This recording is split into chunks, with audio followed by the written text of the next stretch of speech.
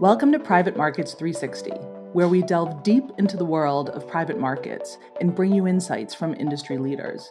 Today, we have a remarkable guest joining us, Howard Sharp, Chairman and co-head of direct lending at Alcentra.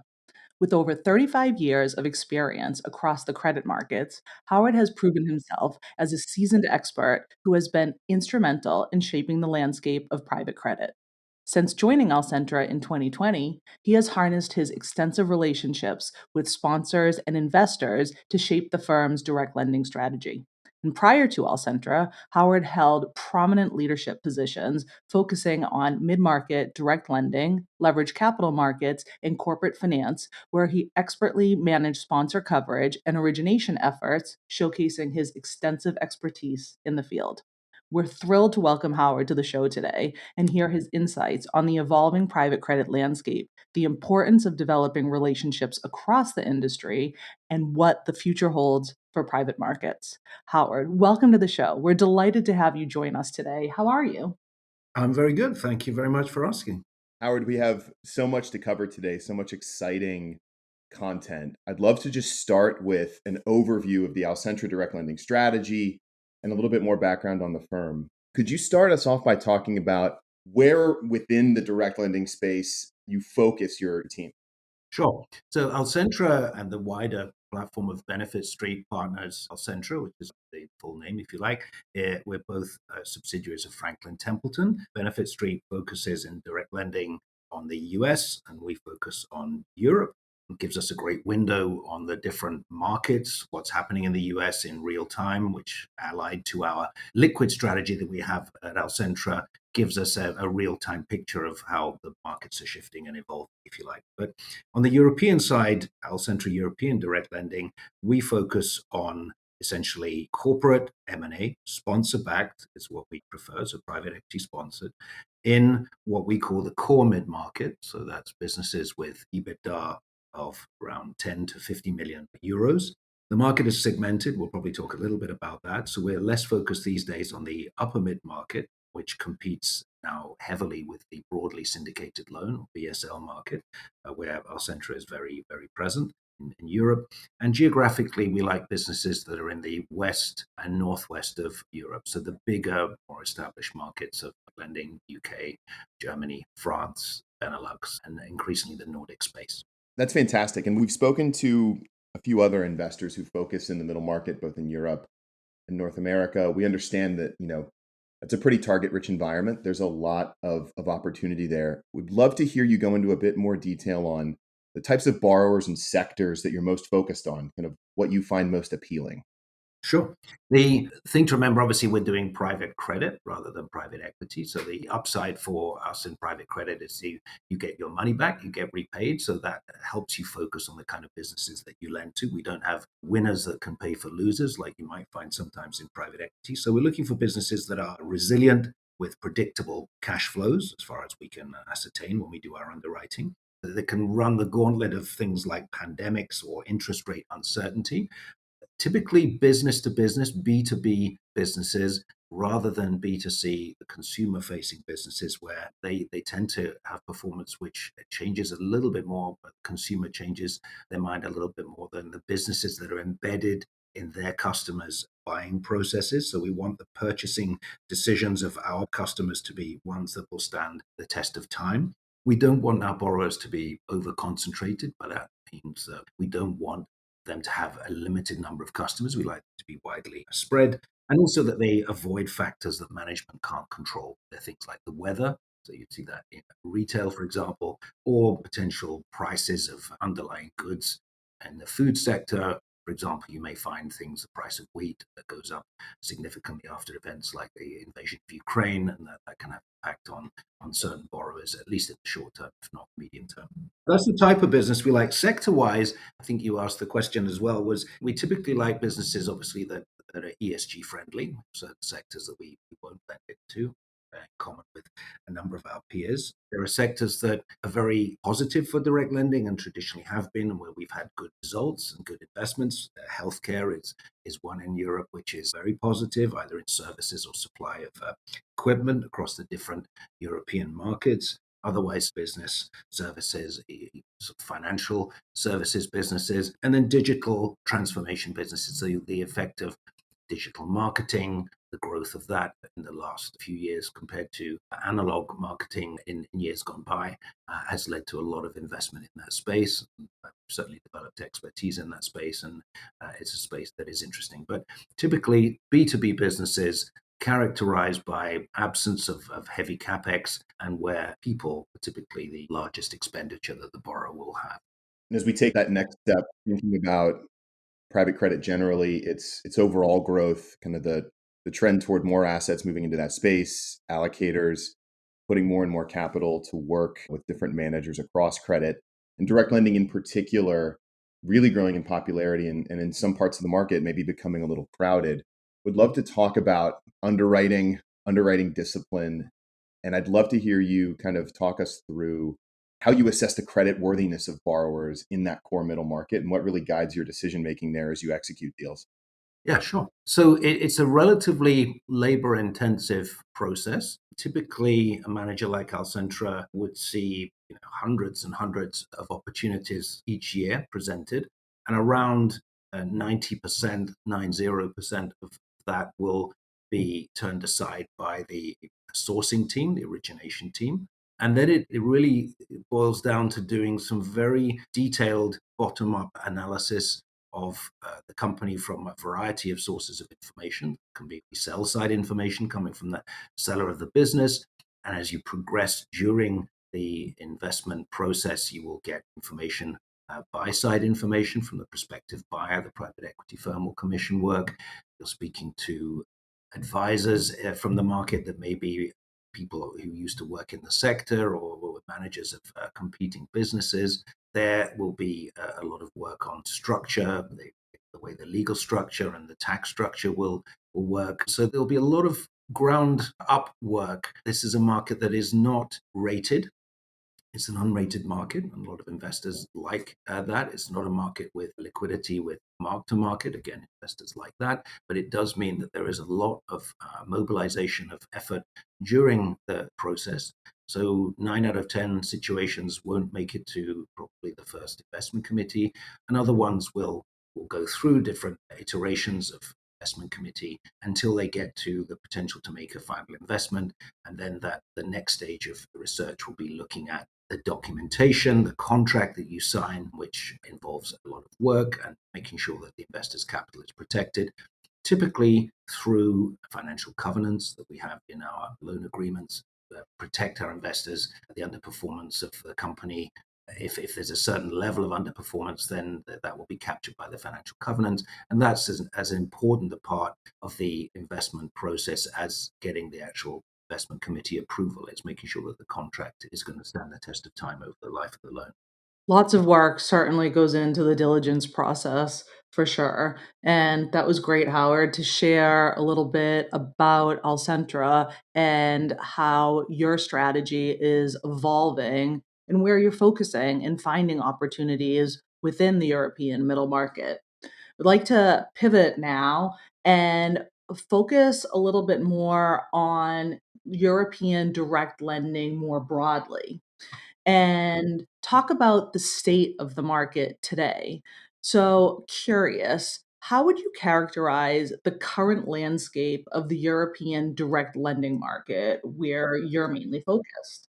Yeah. So, as a reminder, going back to the sort of rate rises of 2022, the second half of that year, we saw a 40% drop off in activity in the mid market and ongoing softness in 23 and 24 as the circulation of capital in the world slowed down. There is a lot of hope for 2025, and we see signs of growth of M&A in the market for 2025, and we tend to look out 3, 6, 9, sometimes 12 months with our sponsor clients to say when they're bringing transactions to market, so we can do a lot of outside in work ahead of processes, so we feel good about 2025. We've also seen an increased segmentation of the market as the market has got bigger in direct lending. You've seen that and as funds have been raised, which are very sizable, and previously, where the broadly syndicated loan market closed down for a little period of time and the private credit stepped into that space, you've seen an increase in segmentation. So the lower mid-market, very small companies, core mid-market, which is the area that we focus in with the financial covenant, and then the upper mid-market, which has grown in size with the growth of these big credit funds, which replaced the broadly syndicated loan market to some degree for a while. The broadly syndicated market is strongly back now, and as we capture share from that market. And that upper mid market, because it has to compete with the broadly syndicated loan market, needs to replicate a number of the criteria of that market, one of which is covenant light, so having typically maintenance covenants that you would still find in the core mid market, and you'll find a number of lenders operating together in that upper mid market space, wider, bigger clubs, or even large numbers of direct lenders working together to provide capital. And so that's one or two of those funds will be doing the structuring, and other funds will perhaps be more in a sort of more passenger role. What I think you then have to take account of is the ongoing lack of liquidity in these situations, also including in the upper mid market. So what investors have to think about is, am I getting the yield pickup for those situations versus what I could be getting if I was investing in the broadly syndicated loan market? I think certainly we've seen some illiquidity premium compression between the broadly syndicated loan market and the upper mid market over the last 12 months or so. We've also seen investors diversifying, not just by geography. Typically, when you'd speak to investors, they would be looking in direct lending at either US direct lending, which is a market which is much bigger than Europe. It's growing probably at a lower rate than European direct lending, but still a growing market and a very attractive place to put capital. But they're also looking now by European segment. So they could say, I may invest in US or European direct lending, and then within European direct lending, should I invest in core mid-market? Should I invest in upper mid-market or perhaps lower mid-market? And we've seen investors running different pockets of capital per segment of the market, which is an interesting development. Yeah, that's a great point. The segmentation of the market. I know, as you mentioned, in the US, there's these massive funds, and then there's ones that are focusing on the middle market, but we keep seeing more and more consolidation and have heard predictions that the bigger players are just going to keep getting bigger, and that consolidation is just going to continue because everybody's after getting scale. But obviously, you can't have everybody going after the same type of investments. So I think segmentation is important for the market, and that it'll be interesting to see whether those same large managers in the US, they're all going to be those same large managers in the European market, which European firms will be the ones that ultimately become those large funds. And then the trends that you talked about, Howard, how are they affecting pricing in today's environment? So I mentioned that the broadly syndicated loan market quieted down for a while. It's now back and is a fully functioning market in 2024. I think the loan volumes in the syndicated loan market, I think we were around 115, 116 billion euros. Of that, around 37 billion was in a new M&A. There's a lot otherwise in refinancing. We think that when the M&A market picks up during this year, then the broadly syndicated loan market is very much open for that. And we're seeing that in pricing. So our pricing is driven off where liquid pricing is. And if you look at the illiquidity premium that we traditionally get, it will help form a picture of how pricing is driven in our market. We're seeing pricing in the upper mid market at 500 basis points, sometimes even tighter than that. In our market, the core mid market, we're seeing things really in the 525 to 625 basis points range on top of the base rate, adding the fees in that we still get for our transactions. So we try to keep a close eye on what our investors want, which is that illiquidity premium, which should be at least 100, but ideally 150, 200 basis points wider than what they would get in the syndicated loan markets. I think that's where investors now are looking at that segmentation of markets between upper mid market and core mid market, saying, where do I actually get the best value? I think the potential for businesses to stay private for longer is definitely there. The upper mid market creates that opportunity. So businesses traditionally would leave direct lending after a certain number of years and go into the capital markets and get refinanced. There is the potential now for those firms to stay private for longer because there is capacity in direct lending in the upper mid market. But there will be a price premium against the broadly syndicated loan market. So we think that the BSL market is still extremely viable and interesting place for larger companies to get finance. It certainly is. Looking back over your career too, could you ever imagine from when you were starting out that private credit would have expanded to compete in that upper market with the broadly syndicated loan market? I think, I don't know whether I imagined anything, to be honest, at that time. In the middle of something, it's difficult to take perhaps a long-term view. But I think there is a place for the upper mid-market, certainly for transactions, for example, in sterling, where the broadly syndicated loan market will be perhaps a little bit less competitive than it would be for euros. But the quantum of fundraising has been so significant. Those funds need to be deployed. They benefited between late 22 and the beginning of 24 from the broadly syndicated loan market being quieter. Again, that market has come back very significantly. It's fully functioning now. So I think they have the ability to coexist, certainly in certain segments of the larger market. For sure. Yeah, there'll definitely be the need for both, I think anyways. Another question is how does the disparity between when you think about private credit and private equity dry powder, how does that influence the market? I think about a year ago, Preqin said that the ratio of private credit dry powder to private equity dry powder was about 20 cents of private credit dry powder for every dollar of private equity dry powder.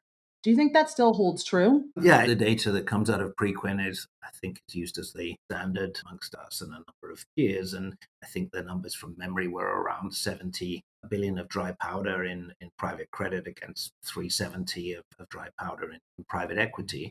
If you consider the ratio of loan to value of LTV that we would typically see in transactions is in the sort of 35% to 45% range. We've seen a number of transactions that we've done in the context of a build-up where the LTV has been lower at the beginning and then has built up as the company increases in size. But typically, if you take that as a sort of rule of thumb, then you have to imagine that more private credit dry powder needs to be raised to keep pace with the dry powder that has been raised already and will continue to be raised from private equity. And so I think that's why we find it's a very interesting space, increasingly for different channels, not just pension funds and life insurance companies in particular, but also from retail money.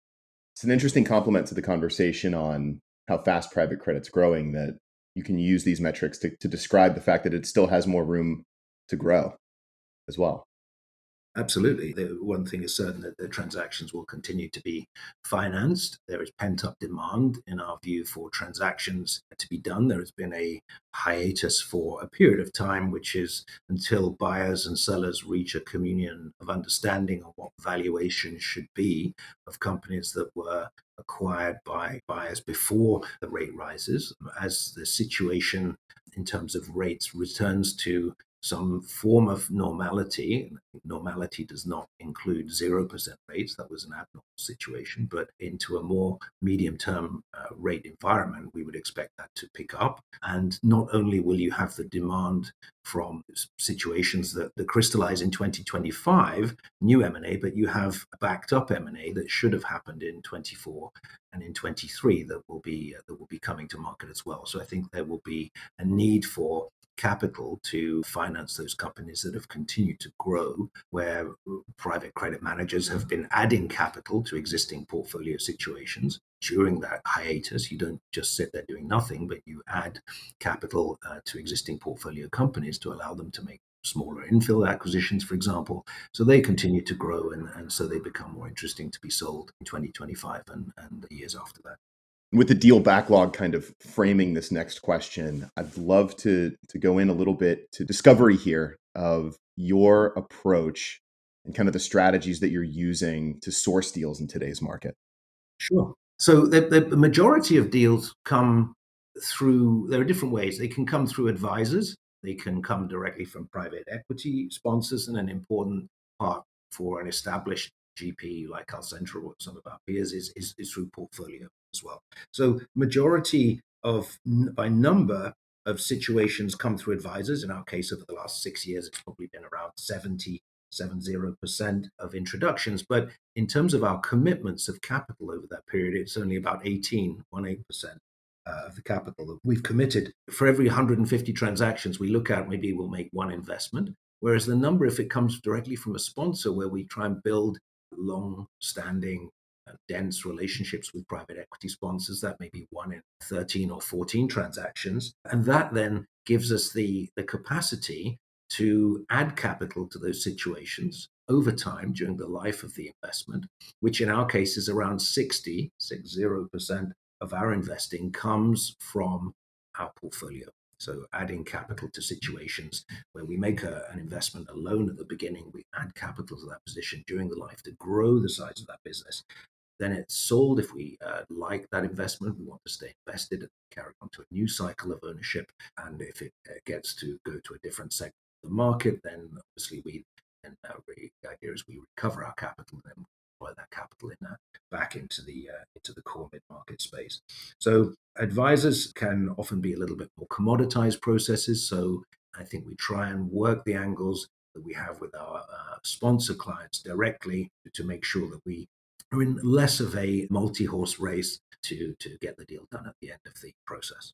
Yeah, that makes perfect sense. I think one of the really interesting areas we can take this conversation is how you're identifying and sourcing deals, and really what role as a European manager you find the different jurisdictions in which you operate playing. How does that influence deal supply? How does doing deals in one jurisdiction versus another kind of change things or change your underwriting process? Would love to hear just more about your observations of being a European manager and being able to play in all these different spaces. Sure.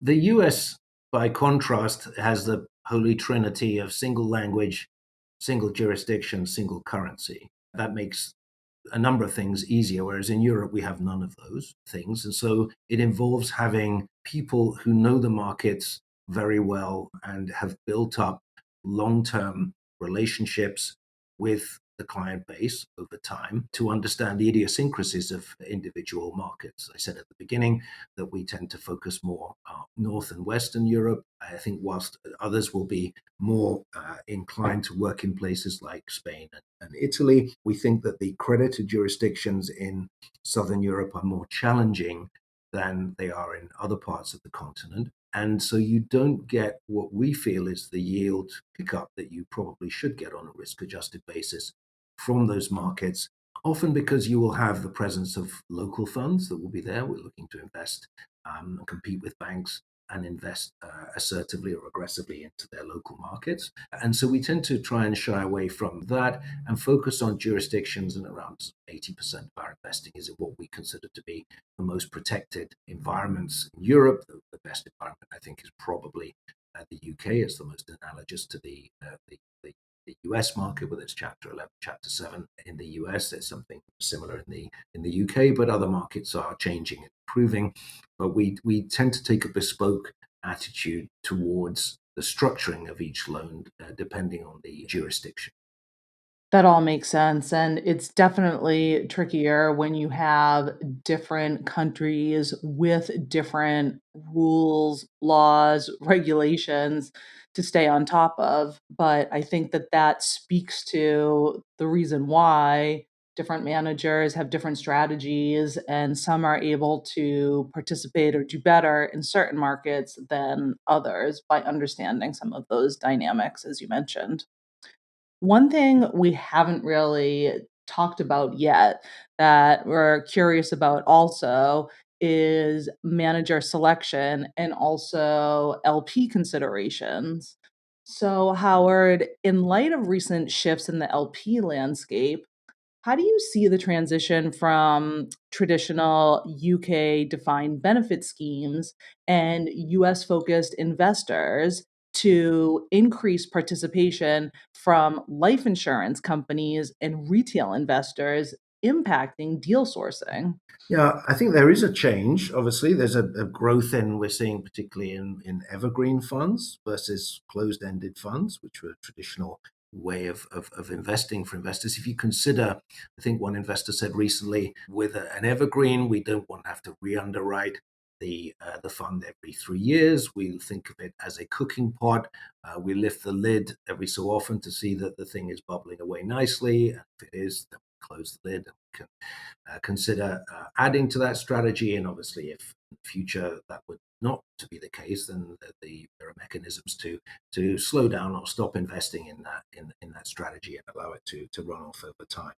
And life insurance companies, there's significant inflows of capital that needs low risk, no mark-to-market solutions, which are efficient from a solvency treatment perspective for life insurance companies. So they like that. And then retail investors, there's a lot of money coming into or has come into the US. The US is a much more transparent, liquid market. Those trends tend to come over time to Europe, with the caveat that as I say, the US is a very efficient capital market. Europe still has some level of fragmentation, so that slows down the development of some trends that have already made it in the US concerning retail investors. But retail investors are increasingly looking for that pickup in yield that's offered by private credit and interested in that. You just have to be careful as ever in terms of squaring off the amount of flows of capital that come into a space with the requirement for that capital to be deployed efficiently. And so, if too much capital comes into any space, generally too short a time frame, then that could disrupt the market. I don't see that that's going to happen with retail from a negative perspective in Europe, particularly.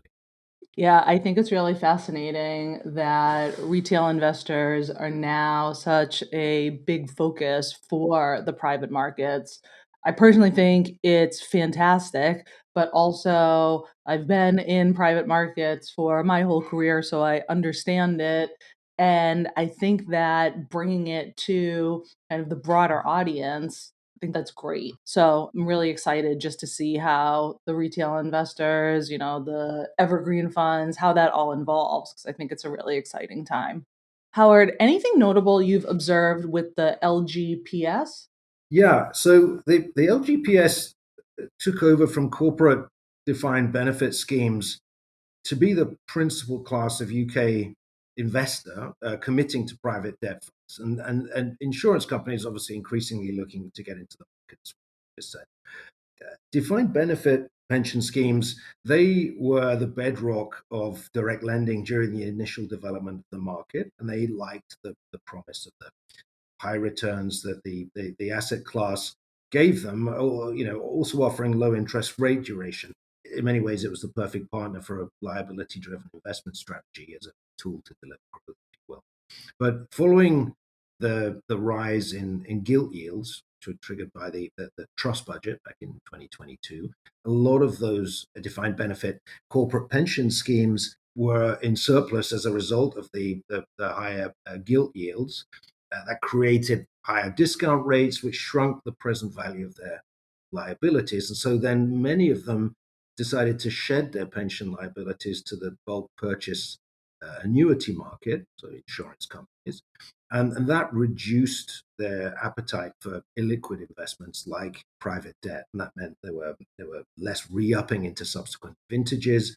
They preferred to invest proceeds into more liquid strategies, and some liquidity was created through secondary sales of their private debt LP positions. I think as pension liabilities were transferred from corporate defined benefit pension schemes to insurance companies, there was a motivation to boost returns, and there were more portfolios moved into alternatives, in particular to private debt. By contrast, the LGPS, local government pension schemes, they have a strong covenant from the local authority and by dint of that from government. So they're less motivated to move to buyout. So they've maintained their illiquid assets and they've stayed fairly heavily in private debt. Individual LGPS, the pension schemes, have grouped together in pools. So they're making bigger single allocations to private debt, and thereby the idea being they get better terms from private debt GPs like us and market. And so, but they are then making bigger tickets from a smaller universe of pools, which is something which is interesting for them. So they've taken much of the place of, with insurance companies, of defined benefit pension plans that were around at the beginning of the class, if you will.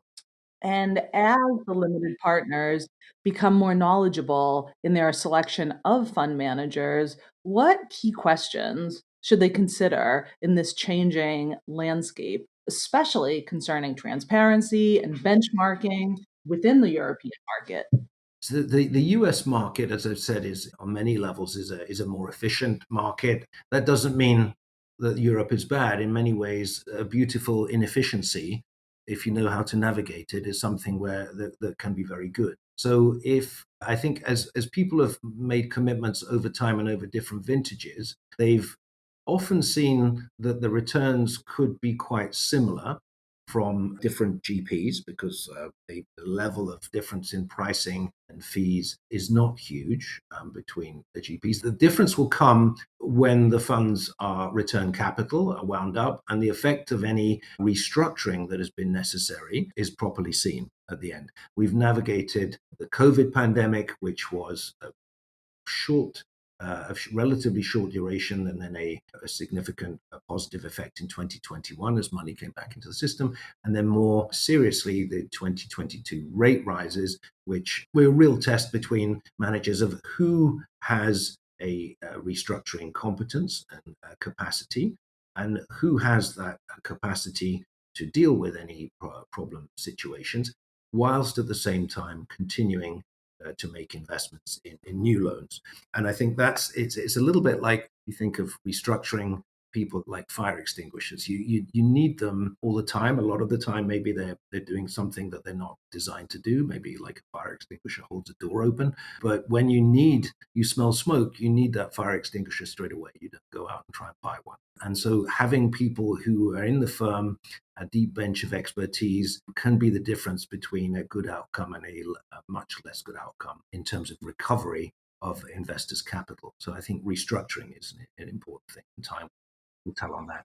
The other thing is valuations, realistic valuations, less visibility on that for investors. You get BDCs in the US, which provide much greater level of visibility. Here, investors will have to look at the way different GPs value their portfolios and what that means at a point in time, what the IRR might be on a fund versus what the ultimate IRR might be at the end of the fund. So I think investors want to see investments being conservatively and properly valued with third-party validation from firms that do those kind of things and do a good job doing that. And I think that will be over the next few years as a number of these funds that have been going through the challenges of the last few years come to being liquidated.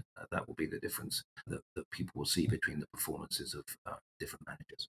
I hope you don't mind. I'm definitely going to borrow the fire extinguisher analogy. That's a really good way to think about talent density and kind of how you can operate more dynamically in the market. So rounding it out here, Howard, I'd love to take a step back and talk about your thoughts on the industry as a whole, any predictions you have or any intuition about how things might change over the next 5 years in European direct lending.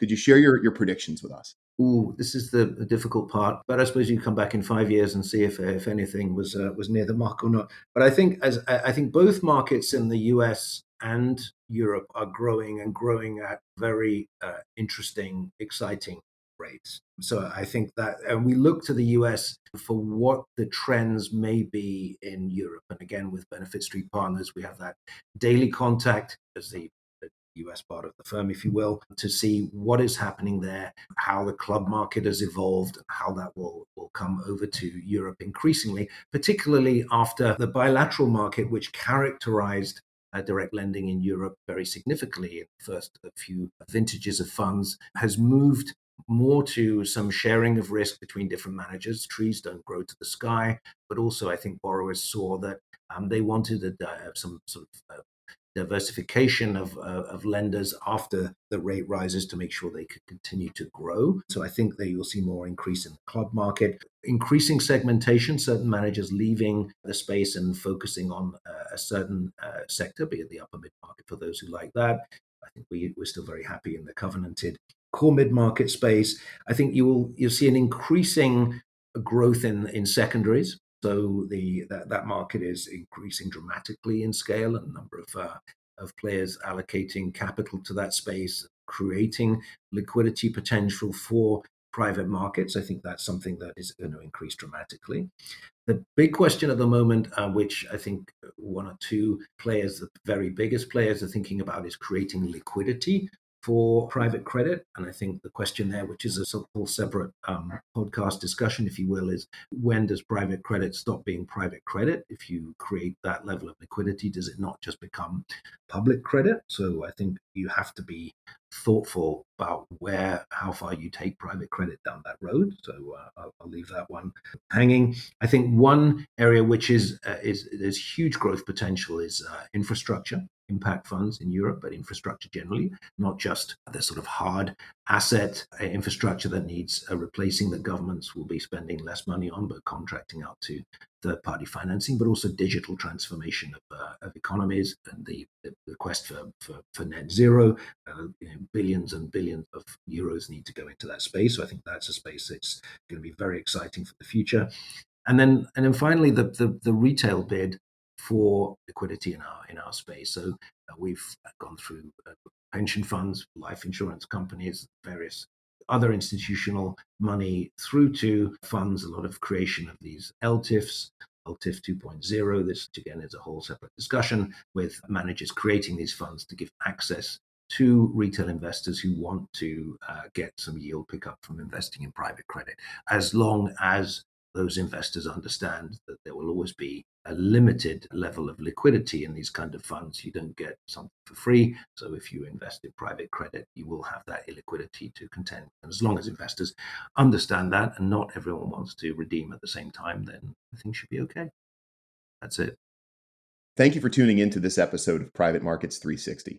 We hope you enjoyed our insightful conversation with Howard Sharp, Managing Director and Co-Head of Direct Lending at Alcentra. Howard's extensive experience in private credit and his unique perspective on the evolving market dynamics provided us with valuable knowledge that can help shape our understanding of the private lending landscape in Europe.